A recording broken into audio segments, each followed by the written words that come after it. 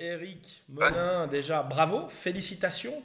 Victoire à la Congressional Cup. Mais qu'est-ce que c'est la Congressional Cup?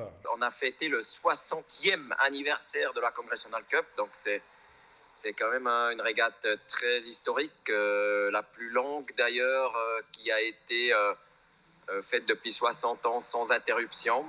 On va dire impressionnant et intéressant pour nous, c'est tous les skippers qui ont réussi à gagner la Congressional Cup par le passé, et puis de pouvoir mettre son nom sur cette coupe, c'est quand même quelque chose de grandiose. C'était plein de suspense quand même, hein, cette dernière manche.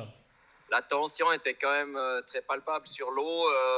On était dans du petit temps avec des bateaux assez lourds, et on s'est trouvé quand même chacun plusieurs fois un peu le dos au mur.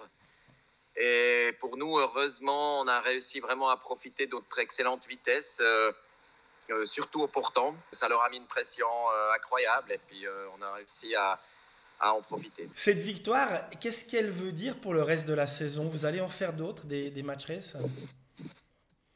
Bon, déjà, en fait, il faut un peu qu'on retombe sur terre, parce que autant on a été numéro 1 mondial, on a été champion d'Europe, mais c'est vrai, depuis plus de 20 ans qu'on fait du match race, ce qui nous échappait, c'est une grande victoire à un des événements majeurs du World Match Racing Tour. Et voilà, on vient de le faire, et c'est un peu une boucle qui se ferme, mais pas vraiment, parce que effectivement, on se dit que peut-être qu'on a d'autres événements du World Match Racing Tour, comme Marstrand, qui est un événement iconique aussi, les Bermudes, évidemment, où on a passé vraiment très près l'année dernière. Et voilà, on va déjà savourer cette victoire, mais après, on va bien sûr essayer de confirmer, que ce soit en défendant le titre l'année prochaine ici, ou alors de pouvoir confirmer déjà cette saison sur des autres grands événements, voire aussi au championnat du monde qui se déroulera en fin de saison.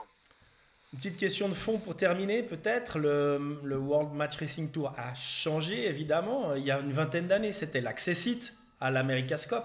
Ah, la plupart, les 10 premiers en général, quand il y avait 10 bateaux à l'America's Cup, ils étaient engagés sur les 10 bateaux. Aujourd'hui, avec la voile volante, ça a changé.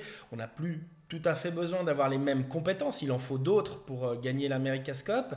Qu'est-ce que ça veut dire pour le Match Race Tour? C'est une fin en soi? Il y a un renouvellement quand même? Et c'est vrai qu'ici à Long Beach, on a l'exemple type en fait d'un événement qui en soi est fait sur des bateaux de la fin des années 80, qui semblent un peu obsolètes aujourd'hui. Et finalement, on se rend compte que ça intéresse toujours le club et les spectateurs ici à Long Beach.